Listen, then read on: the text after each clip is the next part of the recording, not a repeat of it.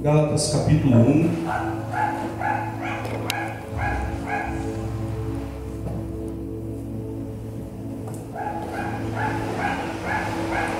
Gálatas capítulo 1, versículo 15 e o 16. Bendito seja o nome de Jesus. Oh Deus, nós adoramos o teu nome, Senhor.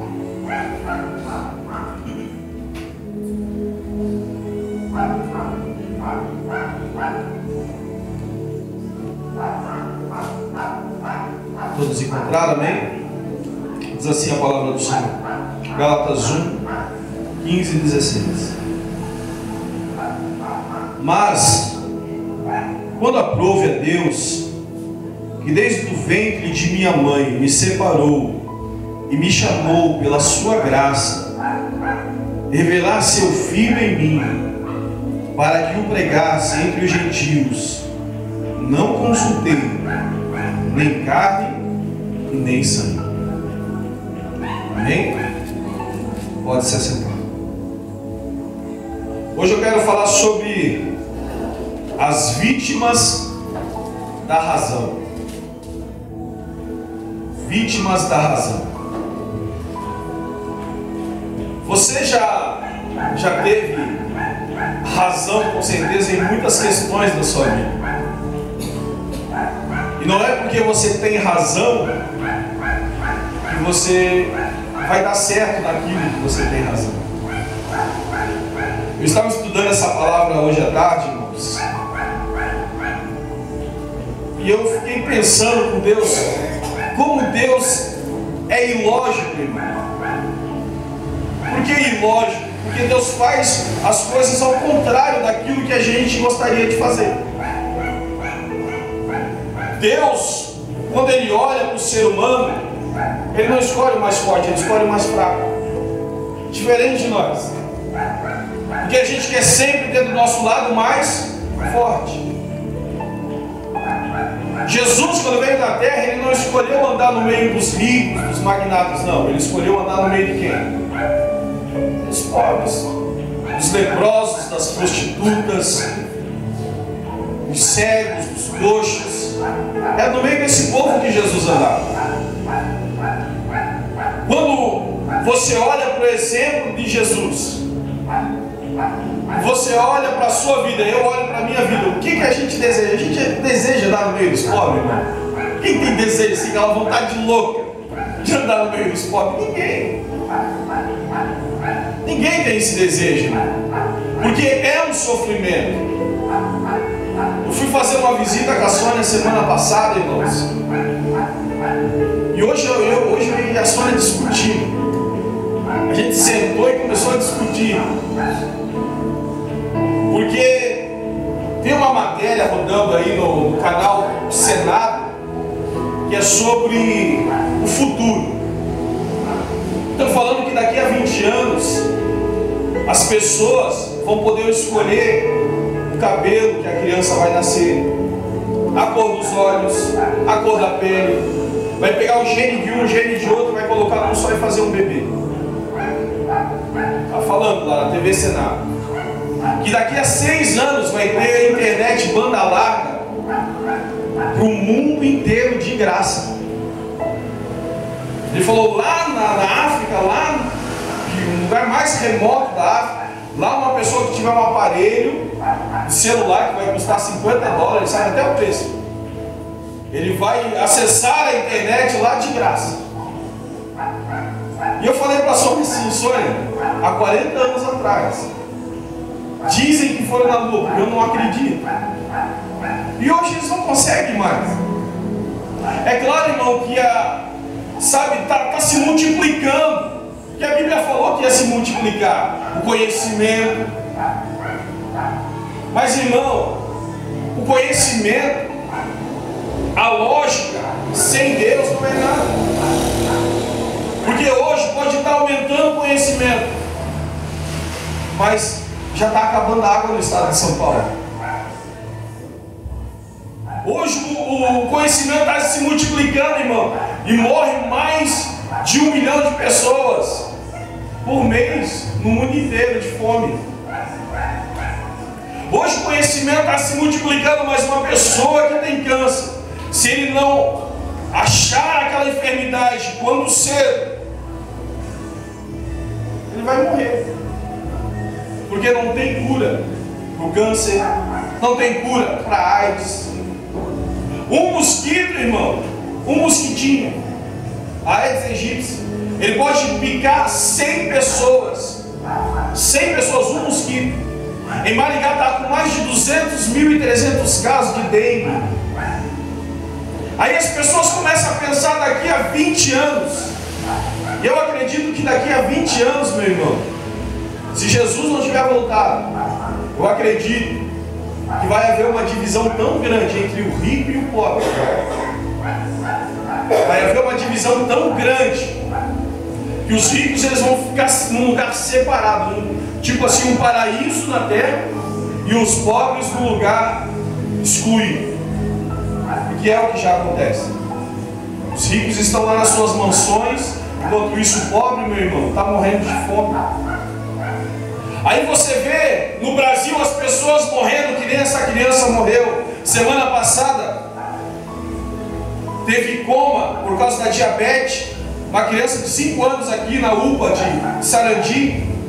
Porque o médico, ela chegou no médico, ela estou com dor de barriga, estou com uma dor de barriga. O médico falou assim, não, isso aí é virose, pode mandar embora. Deu um remedinho lá para a criança, e a criança com dor de estômago, entrou em coma e morreu. Porque o médico não se prestou a fazer um exame. Não, isso aí é assim, ó, você vai em qualquer médico, meu irmão. É uma virose bacteriana, mas que bactéria é essa? Eles não fazem um exame para saber que bactéria é. É virose, vai embora. A criança morreu. A culpa foi de quem? Da mãe. Porque a mãe não falou que a criança tinha diabetes. Mas a mãe também não sabia que a criança tinha diabetes. Você está entendendo, meu irmão? Aí você vê as pessoas no hospital. As pessoas estão morrendo no hospital. Você vê as pessoas aí, irmão, nos corredores dos hospitais, porque não tem leito para todo mundo. Aí alguém vem e diz assim, mas é que não tem dinheiro. Não tinha dinheiro até quando? Até ano passado, porque o que se gastou com Copa do Mundo, meu irmão, bilhões e bilhões. E se tivesse sido investido em hospital, irmão, nós teríamos uma saúde de primeiro mundo no Brasil. Aí você vai lá no Nordeste, tem pessoa morrendo de sede, porque não tem água. Tem lugar no Nordeste, meu irmão, que a terra é seca. Você chega ali com 50 mil reais, você cava um poço artesiano e você faz jorrar água naquele lugar lá e faz florescer. Mas algum político vai lá fazer isso? Aí você vem falar para mim, meu irmão, a pessoa vem falar que daqui a 6 anos todo mundo vai ter internet e banda larga. O que eu vou querer com internet e banda larga se eu não tenho nem o que comer? O que eu vou querer, meu irmão, com internet e banda larga se eu não tenho água para beber? Se eu não tenho um ônibus direito para andar? Aí alguém pode falar assim, mas o povo é muito sem vergonha. Irmão, você compra um carro hoje, você compra um carro de 50 mil reais, 30 mil reais é imposto. Você compra um quilo de banana, meu irmão, 80% é imposto. Então, hospital não é de graça, você paga muito imposto. O Brasil é o país que tem o imposto mais caro no mundo. Aí a gente começa a olhar essas coisas, meu irmão, que nem a gente foi fazer a visita para aquela mulher ali. Sabe, você olha para a casa da mulher, você fica admirado, irmão. Como é que pode, sabe, de ter uma pessoa morando desse jeito? Não tem o mínimo, irmão. Não tem o mínimo para viver. Aí você começa a ler a palavra de Deus, aonde nós lemos aqui, a respeito, Paulo falando do chamado que Deus deu a ele. Ele diz assim, mas quando aprove a Deus, que desde o ventre da minha mãe me escolheu. Quero dizer que antes de você nascer, você já foi escolhido por Deus. Deus já tinha escolhido você. e me separou e me chamou pela sua graça. Porque, irmão, não é por mérito, é por graça, é por misericórdia. Revelar o seu Filho em mim, para que o pregasse entre os gentios. O que ele fez? Não consultei nem carne e nem sangue. O que ele está falando aqui? Eu não usei a minha lógica, eu não usei a minha razão. Porque Paulo, meu irmão, ele era um homem, ele não era qualquer homem. Paulo não era um pé de chinelo qualquer não, meu irmão. O apóstolo Paulo, antes de ser chamado de Paulo, ele era chamado de Saulo.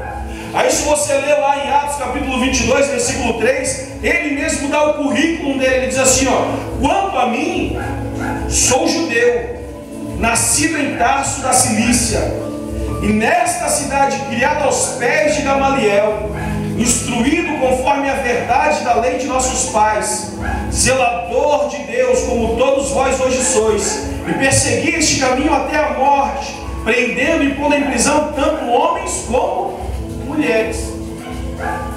A Bíblia diz que Paulo, ele tinha a nacionalidade dele, ele era judeu e era romano. Ele era de uma família influente, ele era de uma família que tinha muita posse. Esse Gamaliel aqui, a Bíblia diz aqui o quê? Eu fui criado aos pés de Gamaliel. Ele não ia lá uma vez por semana para aprender com Gamaliel, que era um dos maiores mestres que existia em Israel. Não, ele foi criado por esse mestre que existia naquele tempo. Ele vivia ali ouvindo que Gamaliel estava falando. Ele era um camarada instruído, irmão. Tanto que nos 27 livros do Novo Testamento, 13 foram escritos por Paulo. Olha só a sabedoria que esse homem tinha, a instrução que esse homem tinha. Se a gente lê em Filipenses, no capítulo 3, versículo 5, ele começa a falar da sua vida, e ele diz: olha, segundo a lei eu fui fariseu. O que é fariseu? Fariseu era uma seita, meu irmão, que eles viviam a lei de Moisés à risca. Eles eram pessoas, eles podiam ser falsos, tudo. Tem muita gente que prega contra os fariseus, mas naquilo que eles se propunham a fazer, eles eram pessoas firmes. Aí ele diz: olha, segundo a lei, fui fariseu. Segundo o zelo, perseguidor. Ele zelava tanto das coisas de Deus, que ele perseguia o povo que vivia no caminho de Jesus. Por quê? Você sabe, meu irmão, que o povo de Israel, eles não aceitam Jesus até hoje. Eles não acreditam que Jesus é o Filho de Deus. O povo de Israel não acredita. Eles ainda estão até hoje esperando vir o Messias. E quando Paulo, ele ouviu falar de Jesus, ele começou a perseguir Jesus. Ele começa a perseguir a igreja, aqueles que iam se convertendo. Ele começa a perseguir por quê? Porque ele aprendeu, irmão, que só existe um Deus e que o Messias viria. Mas esse Messias, ele viria de uma forma que todo Israel ia perceber que ele chegou. Eles achavam que seria talvez um cavalo branco. Eles não entenderam a mensagem da Bíblia. Agora, quando ele está indo para aprender, ele diz aqui, ó: segundo o zelo eu fui perseguidor. Quando ele começou a perseguir o povo que tinha se convertido ao cristianismo, Paulo começa a perseguir. E a Bíblia diz que no caminho de Damasco, indo perseguir o povo, brilhou uma grande luz. Paulo cai com o rosto em terra e ele reconhece que Jesus é o Senhor, porque Jesus fala com ele e diz: Paulo, Paulo, por que você me persegue? Aí ele diz: mas quem é o Senhor? Eu sou Jesus a quem tu persegues. Ali, irmão, ele tem um encontro com Deus. Ele tem um encontro com Jesus. A Bíblia diz que ele vai para a cidade, e lá na cidade ele fica 3 dias em jejum, em consagração. Chega um homem chamado Ananias, ora por ele, cai as escamas dos seus olhos, e ele agora começa a viver o Evangelho de Jesus Cristo. Aí em Filipenses, no capítulo 3, versículo 6, diz assim: segundo a justiça que há na lei, eu fui irrepreensível. Qual que é a lei de Moisés? Alguém sabe? Os 10 mandamentos, não é isso? Ele diz o quê? Segundo a justiça que há na lei, eu fui irrepreensível. Ou seja, ele era um homem que não tinha falha nenhuma. Ele era um homem que ele vivia, irmão, a Torá, ele vivia a palavra de Deus verdadeiramente. Esse aqui era o Paulo o quê? O Paulo racional. Era o Paulo que ele lia as coisas, ele entendia as coisas, ele vivia segundo as coisas que ele aprendeu. E muitos de nós somos assim. Quantas pessoas que chegaram aqui na igreja, que passaram pelo catolicismo, irmão, e aprenderam tudo ali no catolicismo. Eles passaram pela crisma, pela catequese, foram batizados na igreja católica, conhecem todos os rituais que existem na igreja católica. Mas quando chegaram aqui e tiveram um encontro com Jesus, perceberam que há algo mais profundo do que rituais e ensinamentos. Porque a nossa vida, meu irmão, não se resume só no racional. Marcelo, você nunca vai conseguir entender Jesus racionalmente. Se a gente for querer parar e viver uma vida na presença de Jesus pela razão, meu irmão, a gente não consegue. A gente não consegue. Porque Jesus, irmão, a Bíblia diz que os caminhos dele são mais altos que os nossos caminhos, que os pensamentos dele são mais altos que os nossos pensamentos. Aí a gente não consegue alcançar, a gente não consegue tocar pela razão. A gente tem que fazer o quê? A gente tem que entrar no espiritual. Você tem que passar a viver uma vida espiritualmente. Aí Paulo, depois da sua conversão, em Filipenses capítulo 3, versículos 7 e 8, diz assim, ó: mas o que para mim, depois que ele se converteu, aqui já é o Paulo espiritual, mas o que para mim era ganho, reputei por perda, por amor a Cristo. O que era ganho para Paulo?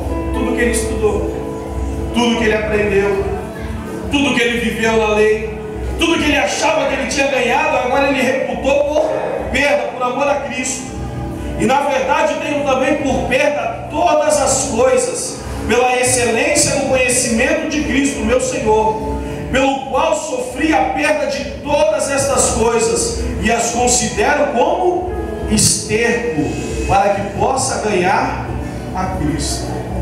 Olha, meu irmão, ele olhou para tudo que ele tinha vivido no passado, ele olhou para tudo que ele aprendeu, ele olhou para toda a sua sabedoria, ele olhou para toda a sua riqueza, para tudo que ele tinha, e ele considerou como esterco. Eu me pergunto para você, esterco tem algum valor? Ele considerou tudo aquilo lá como sem valor nenhum. Tem pessoas aqui, meu irmão, muitos de nós vivemos lá fora no mundo, e hoje o que tinha valor já não tem mais. Hoje tem coisas, irmãos, que nós dávamos valor lá fora e hoje já não tem valor, não faz nem sentido. A gente pensa naquilo que a gente fazia e dizia: meu Deus, mas como eu fui tão besta de andar por aquele caminho. E aquilo que não tinha valor agora passa a ter valor. Por exemplo, o homem que ele vivia no bar, ele entregou a vida para Cristo, ele começa a valorizar a família. Ele começa a valorizar o que é a casa dele. Irmão, não tem lugar melhor para mim do que a minha casa.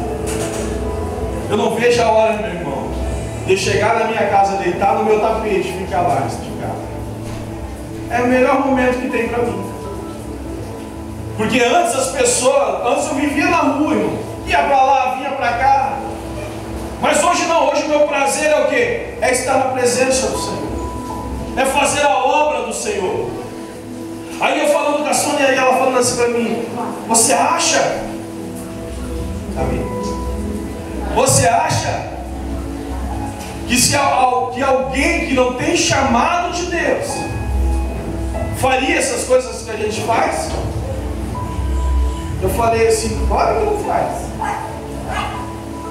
Deixar a vida, deixar o fim de semana para poder passear, para poder se divertir, para poder gastar o dinheiro que recebe do salário, ir lá e comprar uma roupa, ir lá e fazer um passeio, ir lá e viajar, deixar de fazer tudo isso para investir nas pessoas. Eu falei: não faz. Por quê, irmão? Porque quando você vive pela razão, quer baixar a porta, pode baixar, irmão, sabe? Quando você vive pela razão, meu irmão, Quando você vive pelo quê? Pelo teu conhecimento, pelo aquilo que você acha que é certo, você nunca vai fazer as coisas de Deus. Se for para mim esperar, se for para mim aguardar, não, eu dizer assim, não, eu vou esperar, eu vou primeiro me formar, eu vou primeiro estudar, me formar, depois eu vou trabalhar, depois eu vou guardar um bom dinheiro, vou comprar uma casa, vou comprar isso, vou comprar aquilo, depois que tiver tudo bem na minha vida, agora eu vou servir a Deus. Irmão, você nunca vai servir a Deus. Eu ouvi um testemunho uma vez de uma mulher que ela recebeu um chamado de Deus na igreja. Depois a irmã Maria ali, chegou um profeta e falou, eu vou te usar na palavra de Deus. Ela recebeu um chamado do Senhor. Aí a irmã Maria recebeu aquele chamado. Isso é uma história verídica. Aquela mulher, ela recebeu aquele chamado, mas ela queria ter filho. Ela tinha acabado de se casar, então ela queria ter um filho. Aí ela foi lá, engravidou, teve um filho. Depois que o filho nasceu, ela disse, não, agora eu vou ter que amamentar. Esse período de amamentação, esse período, dele começar a andar, ir para a escola. Quando a criança tinha ali já os seus 2, 3 anos, já começou a ir para a escolinha. Não, agora eu vou esperar o meu filho me formar, pelo menos o primeiro grau, o ensino fundamental. O menino foi lá, se formou no fundamental. Não, agora eu vou esperar no segundo, se formar no ensino médio. E vou juntando um dinheirinho já para a faculdade dele. E assim foi, meu irmão.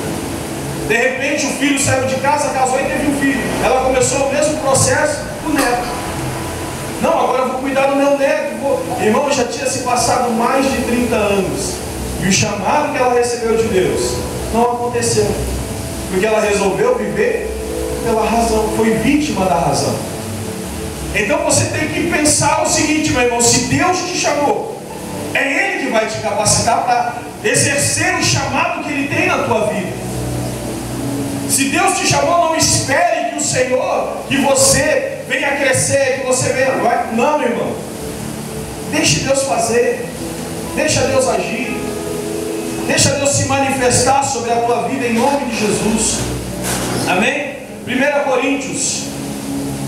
Abra sua Bíblia comigo. 1 Coríntios, capítulo 1. Versículo 27 e 29.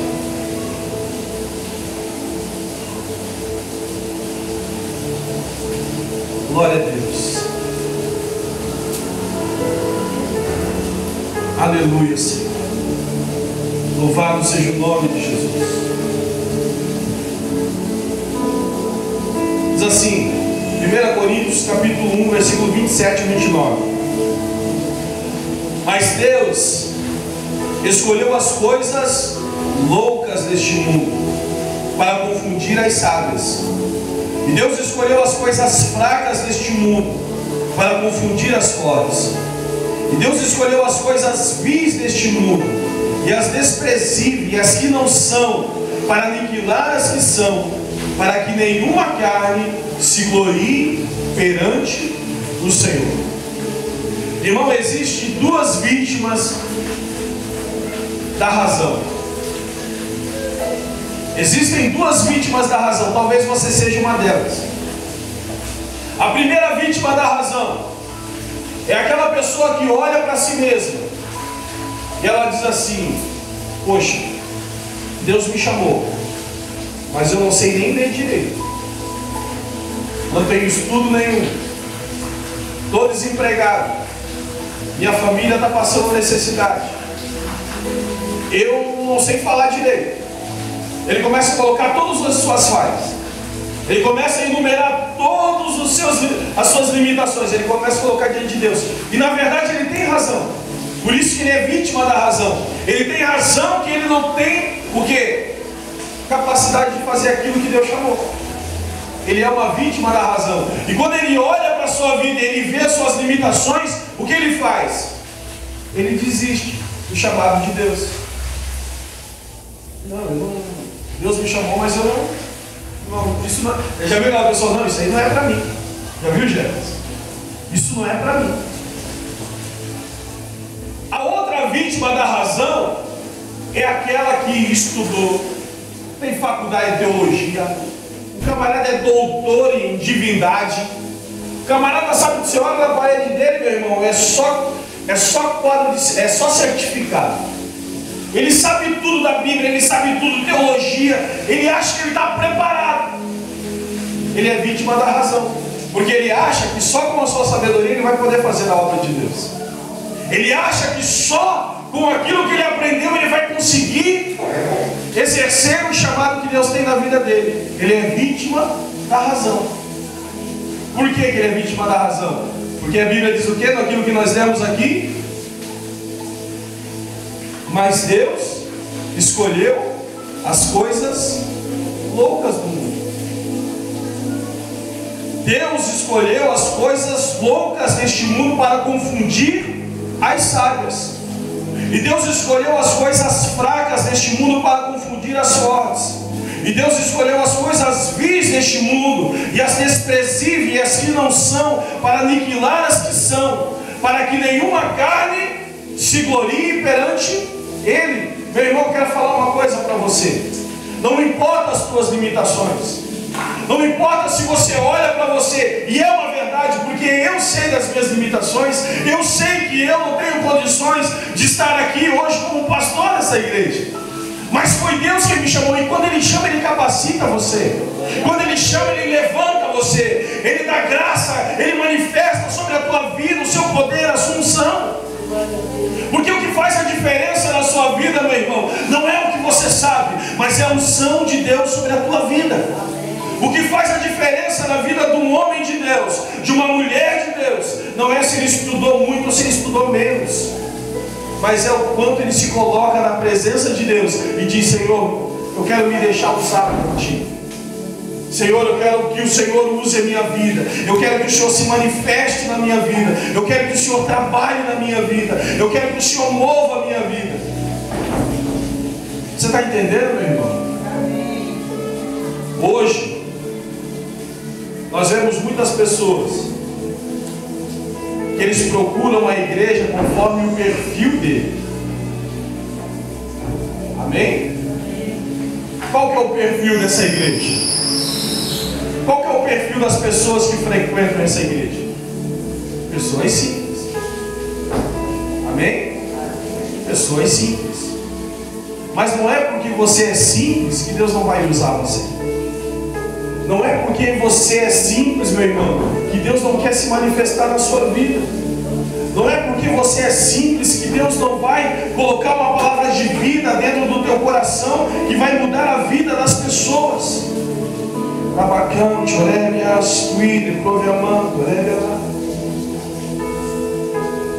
A gente tem que deixar de ser vítima da razão, né? Você tem que parar de achar que Deus vai te usar por aquilo que você é, por aquilo que você sabe, por aquilo que você tem. E você tem que entender de uma vez por todas que Deus vai te usar por graça, por misericórdia. Que Deus vai te usar quando você abrir teu coração e dizer: Jesus, eis-me aqui, envia-me a mim. Porque a Bíblia diz que Deus, Ele procura os fiéis da terra. Deus não procura os sábios da terra. Os meus olhos procuram os fiéis. Se você for fiel a Deus, se você se colocar diante do Senhor e dizer: Jesus, eu não sei nem falar direito, mas eu quero fazer algo pelo teu reino. Eu quero fazer algo pela tua obra. Eu quero fazer algo pela minha família. Porque Deus, Ele pode usar você, meu irmão, para ganhar a tua casa, a tua família. Talvez o teu ministério seja a tua família, meu irmão. Talvez o teu ministério seja a tua casa. Mas às vezes a gente se sente tão limitado que a gente acha que nem a nossa família a gente consegue ganhar. Quando nós começamos essa obra aqui, nós tínhamos 4 pessoas: a irmã Isabel, a Natália, a Lucinéia, a Thaís e o Celso. Nós começamos lá na casa. De Tequila e Eduardo. Nós começamos com 4 pessoas. E, irmão, muitas vezes eu chegava, eu e a Sônia em casa, e a gente sentava e a gente pensava assim: meu Deus, o que a gente está fazendo? nós estamos fazendo? Porque um dia nós somos ativados, meu irmão. Um dia alguém chegou para nós e falou assim: olha, Deus tem um ministério lindo na vida de vocês. Só que enquanto você não botar o pé na água, o mar não vai se abrir. O problema nosso, sabe qual é, meu irmão? É que a gente primeiro quer ver, para depois andar. Não, meu irmão, a gente tem que pisar, para depois Deus colocar o chão. É difícil você pisar num lugar que você não conhece. É difícil você entrar num lugar, irmão, que você não sabe o que vai acontecer. Quando nós começamos aqui, nós alugamos essa sala. Nós não sabíamos o que ia acontecer. E mês que vem vai se completar um ano. Para a glória do nome de Jesus. E eu ainda não sei o que vai acontecer. A única coisa que eu posso fazer é profetizar. Dizer: Deus, eu creio que esse lugar vai crescer. Deus, eu creio que esse lugar vai prosperar. Deus, eu creio que o Senhor vai abrir as portas. Eu creio que o Senhor vai se manifestar. Eu creio que o Senhor vai abençoar. E nós vamos profetizando, meu irmão. E a mesma coisa que você tem que fazer aonde? Na sua casa, no seu trabalho. Você não sabe se lá no teu trabalho você vai crescer ou não vai. Mas uma coisa você tem que fazer, você tem que profetizar. Deus, eu não quero ficar nessa situação. Eu quero crescer, eu quero vencer, eu quero ser alguém. A mesma coisa na sua família. Deus, eu não sei, Senhor, o que vai ser na minha família amanhã. Mas uma coisa eu sei, eu vou profetizar. E quando você levanta as tuas mãos e começa a profetizar: o meu filho vai ser uma bênção. O meu marido vai ser uma bênção. A minha esposa será uma bênção. A minha casa será alcançada por Jesus. Sabe qual é o nosso problema, meu irmão? É que a gente não tem fé para profetizar.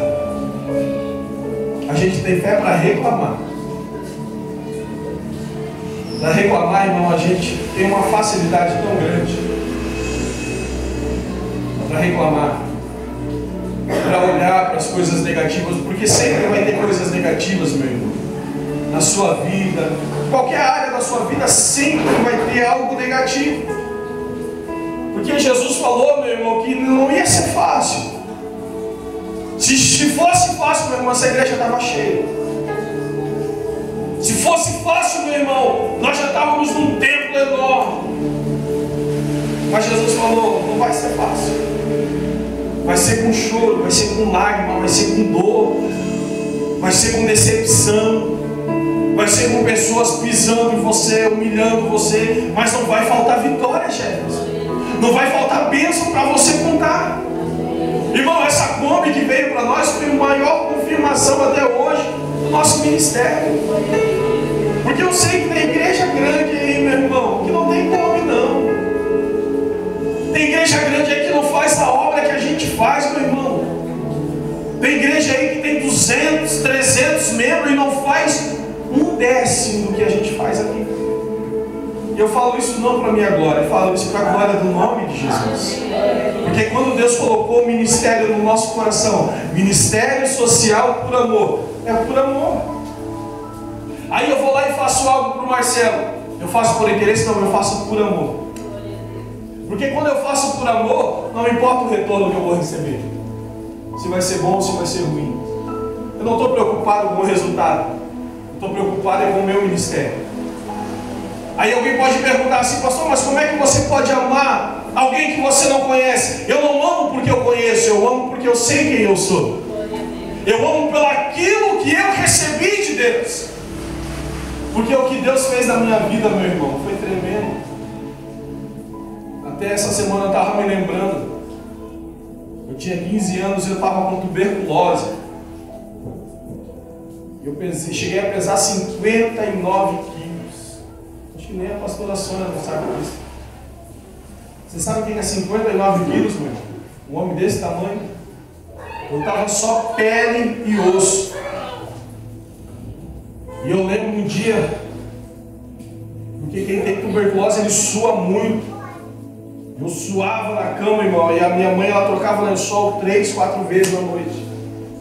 E eu lembro um dia que a minha mãe, eu deitei assim de lado, E ela veio, deitou e me abraçou. E ficou agarrada comigo a noite inteira. E eu escutava ela, sabe aquele...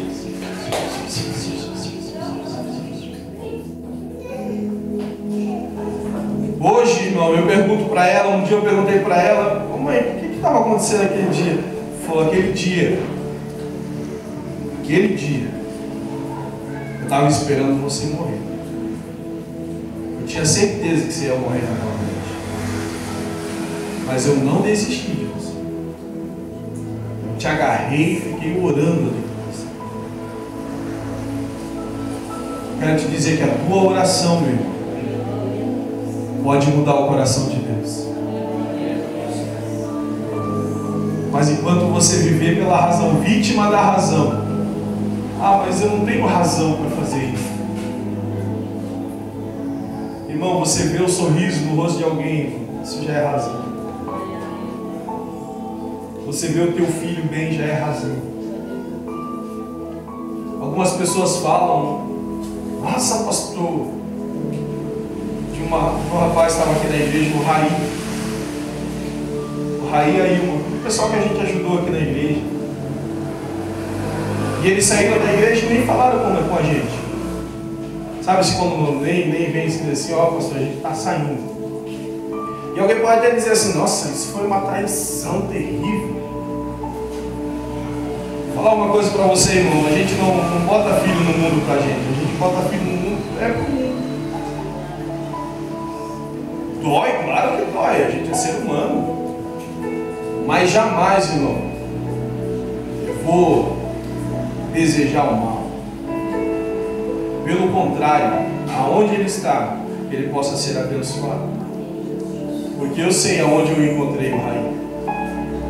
Eu sei onde eu encontrei a mãe dele. Eu sei. A pastora Sônia sabe. Eu sei, irmão, que fazia 3 semanas que ele já não... Uma semana que ele não urinava e 1 mês que ele estava comendo sal e tomando pinga. Eu sei. Eu sei que quando eu coloquei a mão na cabeça dele, não por mim, mas por Deus, ele saiu correndo, irmão, porque a bexiga dele soltou e ele falou assim, poxa pastor, fazia 1 semana que eu não urinava. Eu sei, irmão. Eu sei que a mãe dele estava 45 anos na macumba e nunca tinha entrado numa igreja. Quando entrou aqui foi liberto. Então, irmão, o fruto é nosso, a alegria é nossa. É por isso que é por amor, não é por possessão, meu irmão. Não quero que você seja meu, eu quero que você seja de Jesus. Porque quando você é do homem, quando você depende do homem, meu irmão, a primeira decepção que você sofre com o homem, você se afasta de quem? De Deus. Por isso que nós não fazemos campanha aqui. Aqui você não precisa fazer campanha para ser abençoado, porque a Bíblia diz que Deus já te abençoou, irmão, com todas as bênçãos. Aqui você não precisa fazer campanha para correr atrás de bênção, porque lá em Deuteronômio 28 diz que as bênçãos do Senhor correrão atrás de ti. Então para que eu vou fazer campanha para ser abençoado? Se a bênção do Senhor é que tem que correr atrás de mim. O problema é que eu não estou correndo, o problema é que eu não estou caminhando, aí as bênçãos não vêm. Aí a gente quer pegar um atalho, meu irmão, para que a bênção chegue mais rápido. Aí a gente começa a colocar em jogo tudo aquilo que recebeu das mãos de Deus, porque a gente quer viver pela razão. Aí a razão nos diz assim, você vai lá e ouve um testemunho. Eu cheguei aqui, quando eu cheguei aqui eu não tinha nada, e hoje eu tenho 3 carros, hoje eu tenho 3 empresas, hoje eu tenho isso, hoje eu tenho aquilo, hoje eu tenho aquilo outro. Você já ouviu esse testemunho? Quem já ouviu? Levanta a mão assim. O que vem no teu coração? Poxa, eu também sou filho de Deus. Por que Deus não faz isso na minha vida? Deus pode fazer isso, meu irmão? Pode. Mas eu quero te falar uma coisa. A igreja que mostra o testemunho, muitas vezes, só mostra o testemunho daqueles que venceram no propósito. E daqueles que não venceram? E daquele que o filho deu um monte de facada na mãe, porque ela já estava vendendo um apartamento de 120 mil para dar na igreja? Desse ninguém fala. Sabe por quê, irmão? Porque a gente quer mostrar vitória, a gente quer mostrar razão. Qual que é a razão? Pô, se ele fez e recebeu, eu também vou fazer e também vou receber. Então não viva pela razão, meu irmão. Viva pela fé. A Bíblia diz que o crente, que o homem de Deus, a mulher de Deus, ele viverá segundo a sua fé. Pela minha fé, meu irmão, eu estou até hoje sem acreditar. Meu Deus, é uma Kombi. Jesus. Irmão, é algo impossível. Eu vou te falar uma coisa. As pessoas que nos ajudaram, nem crente não são. Nem crente não é, meu irmão. Aí o pai da Sônia olhou assim e falou assim: mas deu de graça, entendeu? Deu é de graça. Mas deu. Aí enquanto ele não foi lá ver a conta, eu fui lá e mostrei para ele. Nossa, mas deu mesmo. A gente não tem que viver pela razão, meu irmão. Se eu fosse viver pela razão, eu já tinha fechado as portas. Porque muitas vezes, irmão, eu deixei de pagar minhas contas para pagar a conta da igreja. E ninguém faz isso. Só o rolamento do carro ali, irmão, foi trocado 3 vezes ano passado, R$380 cada um. De levar peso, sobrepeso no carro. Porque às vezes a gente coloca ali no carro de 300, 400 mil.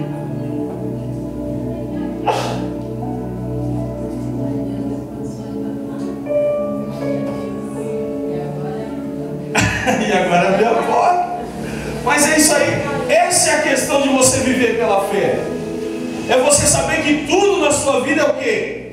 Semeadura, meu. É semear. Eu não tenho, mas eu vou semear. Eu não vou comer essa semente, eu vou semear. Porque eu sei que tudo aquilo que eu semeio, eu colho. E eu vou te dizer, meu irmão, isso aí é só, olha, é nada perto daquilo que nós vamos semear nesse lugar, perto daquilo que você vai semear na sua vida, perto daquilo que você vai semear no meio da tua família. Em nome de Jesus eu profetizo na tua vida, meu irmão, uma colheita sem igual, uma colheita que você, quando ela chegar na tua vida, você vai dizer assim: Deus, eu não acredito. Não pode acreditar, filho, porque é das minhas mãos para a tua vida. Se você recebe isso, meu irmão, diga amém, glorifica a Deus, exalta o nome do Senhor, porque Ele vai manifestar a sua graça sobre a sua vida, em nome de Jesus. Ora, bacante, orébias. Vamos colocar de pé. Aleluia. Glória a Deus. Ora, bacante, ora, manás, filho, programando, orébias. Glória a Deus. Para mês que vem vai sair o terreno. Saiu o terreno, meu irmão. Deus não deu uma cozinha completa para nós, para a gente deixar guardado lá em casa, não. Hoje já veio os vitrô da cozinha. Isso aqui vai ser para a cozinha da casa de recuperação. Amém. Deus vai dar, irmão. Deus vai dar e nada é nosso. Tudo é de Deus. Tudo é de Deus. Tudo é de Deus. Tudo é de Deus. A visão tem que ser sempre maior do que o recurso. Eu aprendi isso. Porque o dia que o recurso for maior do que a visão, meu irmão, você saiu da visão. É, gente. O dia que eu tiver mais dinheiro guardado do que dinheiro investido na obra de Deus, eu saí fora da visão. A irmã Isabel falou um dia para mim que ela estava numa igreja, ela era tesoureira e tinha 70 mil no caixa da igreja. Eu falei: para com isso, meu irmão, 70 mil no caixa da igreja. Dinheiro da igreja para investir na igreja. Pai do céu, 70 mil eu comprava uma tenda, cada semana eu estava num bairro aí, fazendo a obra de Deus. Deus vai dar. Amém? Amém? Não viva pela razão, meu irmão. Não fique pensando que você não tem valor para Deus. Deus não quer saber de mim, não. Se Deus meu irmão, se Deus quisesse, é claro que Deus quer. Você acha que se Deus não quisesse, Ele ia mandar seu único filho para morrer por você, meu irmão? Se Deus não quisesse nada com você, Ele ia dar o seu único filho para morrer por você? Se Ele deu o seu único filho, é porque a obra é grande na sua vida. Mas para de viver pela razão, meu irmão. Para de ficar, sabe? A gente quer entender o chamado de Deus. Você nunca vai entender o chamado de Deus. Eu não entendi, irmão, porque eu fiquei num lugar lá 3 anos sentado. 3 anos, a gente congregava junto lá na Assembleia, lá, irmão. Fiquei 3 anos lá no banco, meu irmão. E eu doido para fazer alguma coisa, doido para fazer essa obra. E Deus segurando. Acho que uma hora eu falei, chega! Irmão, chega uma hora você tem que dizer, chega! Chega, Deus, eu não quero mais viver assim. Eu quero viver o meu chamado. Hoje eu estou vivendo o meu chamado, meu irmão. E eu estou feliz. Luta, provação, mas eu sei que eu estou naquilo que Deus me chamou. Isso é que é importante. Aí eu pergunto para você: você está naquilo que Deus te chamou? Quem está naquilo que Deus chamou? Levante a mão. Se você não está, você quer entrar num propósito com Deus, saia do seu lugar em nome de Jesus.